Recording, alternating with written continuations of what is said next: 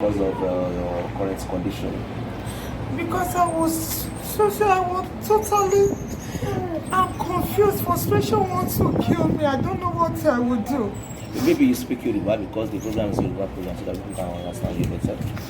Ẹ kúrọ̀lẹ́ sà. Wàhálà yẹn ti pọ̀ jù fún mi torí ẹ̀ mo ṣe ìpinnu láti lọ tọmọ nìkan. Èmi fi pé tí n bá tọmọ nìkan màá lè fi owó yẹn fi tọ́jú àwọn mẹ́ta tó kù. Wàhálà yẹn ti pọ̀ jù fún mi àtìgbà tí ọkọ mi ti fi mílẹ̀ tí mi ò mọ ìrìn àjò látọdún 2 àtààbọ̀ sí.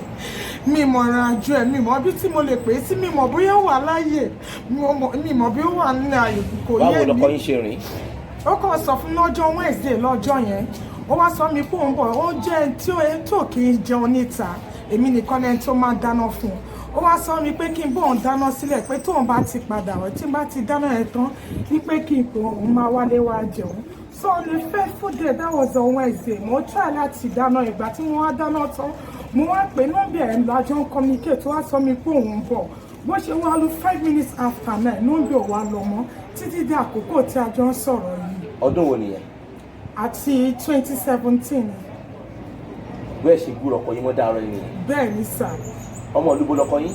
Ọmọ Abia State ni sà. Ṣé ẹ̀dẹ̀ tó lọ sí Abia State? Mọ́mí ẹ̀gbọ́n wà ní Ìbàdàn bíbá ìgbà afọ́jú ni iye ọkọ mi. Afọ́jú ni iye ọkọ mi? Bẹ́ẹ̀ ni sà.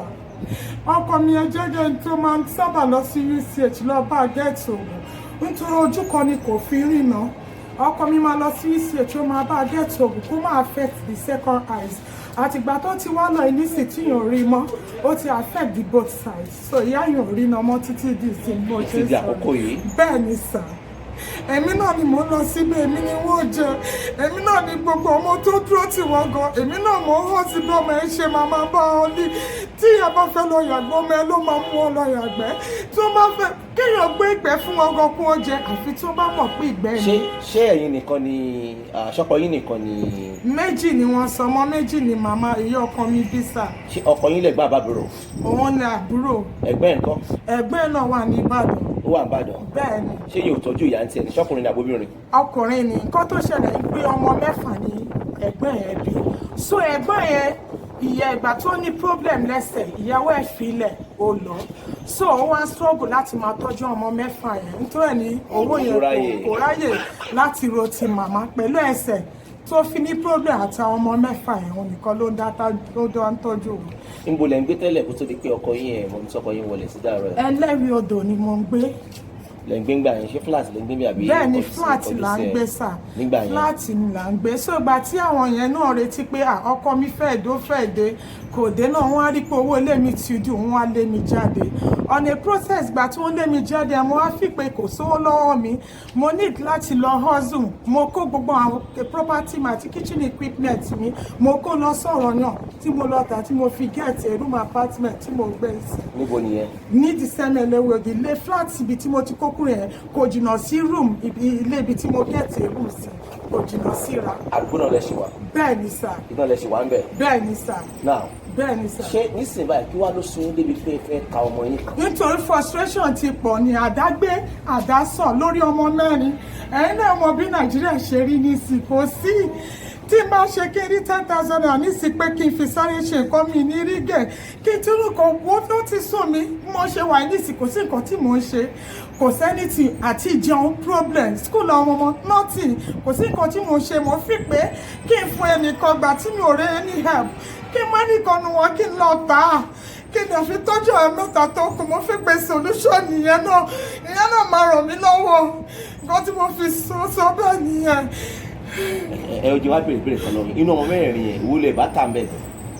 Gbogbo wọn mo nífẹ̀ẹ́ sí kò sí tí mo rẹ̀ ṣùgbọ́n situation tí mo wò jẹ́ kí n mọ̀ tí mo nífẹ̀ẹ́ àti tí mi ò nífẹ̀ẹ́ sí mọ́ òun mo fi dísẹ́ pé kí n gbé ẹ̀kọ́ kí n lọ tà á.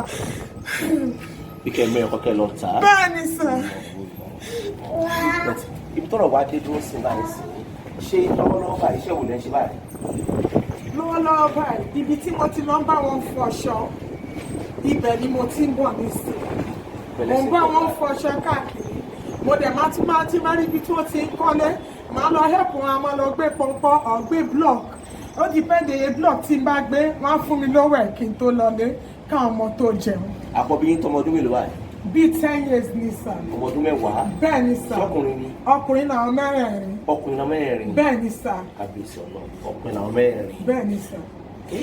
náà kí wàá ló sun yín débẹ̀ tẹ̀ sọ pé dáadáa lẹ́fẹ̀ẹ́ gan torí pé ń sìn ìkan ní ara àwọn ìránṣẹ́ ọlọ́run ló pè mí tó sọ pé bàbá ìṣẹ̀lẹ̀ kí máa bọ̀ àìsàn wípé ní òní ríbẹ̀ pé lọ rí bẹ̀ pílẹ̀ rò ṣé àwọn náà pè ní àbẹ́yìn lẹ́pẹ̀ wọ́n.